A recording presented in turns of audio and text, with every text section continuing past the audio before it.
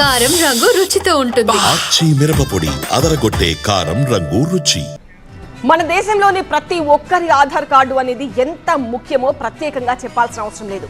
ఇప్పుడు ప్రతి పనికి ఆధార్ అవసరం. అయితే చనిపోయిన వారి ఆధార్ కార్డులు ఏమవుతున్నాయి?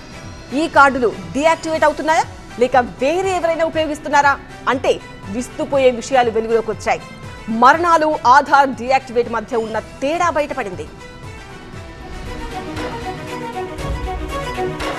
ఆధార్ కార్డుల గురించి బయటకు వచ్చిన లెక్కల్లో చిత్ర విచిత్రాలెన్నో వెలుగు చూశాయి.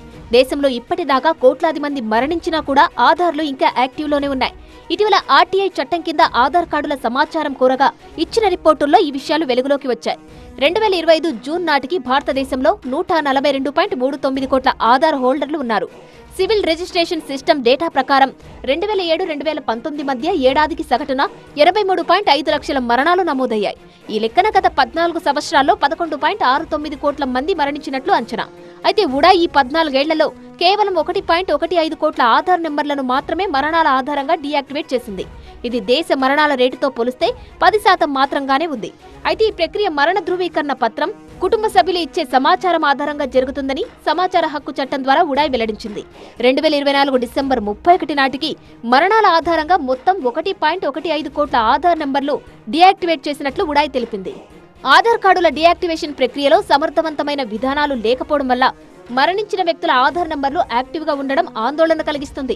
ఈ లోపం కారణంగా ప్రభుత్వ పథకాలలో మోసాలు, బ్యాంకు ఖాతాలు తెరవడానికి, రుణాలు పొందడానికి, ఇతర గుర్తింపు ఆధారిత సేవలను పొందడానికి అవకాశం ఉందని విశ్లేషకులు హెచ్చరిస్తున్నారు. నిజానికి మరణించిన వ్యక్తి ఆధార్ కార్డును డీయాక్టివేట్ చేయడానికి ప్రత్యేక వ్యవస్థ లేదు.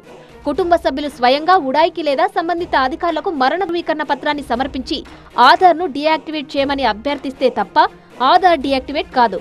చాలా మందికి ఈ ప్రక్రియ గురించి అవగాహన లేదు.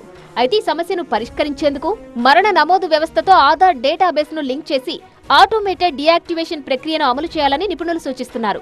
అయితే ఆధార్ 2.0లో భాగంగా డేటాబేస్లో ఆటోమేటిక్ అప్డేట్లను అనుమతించే సిస్టమ్ను ఏర్పాటు చేయాలని ప్రభుత్వం యోచిస్తుంది. దీనిలో భాగంగా మరణాల రిజిస్ట్రేషన్తో ఆధార్ డీయాక్టివేషన్ ప్రక్రియను అనుసంధానించడానికి ప్రయత్నాలు మొదలుపెట్టింది.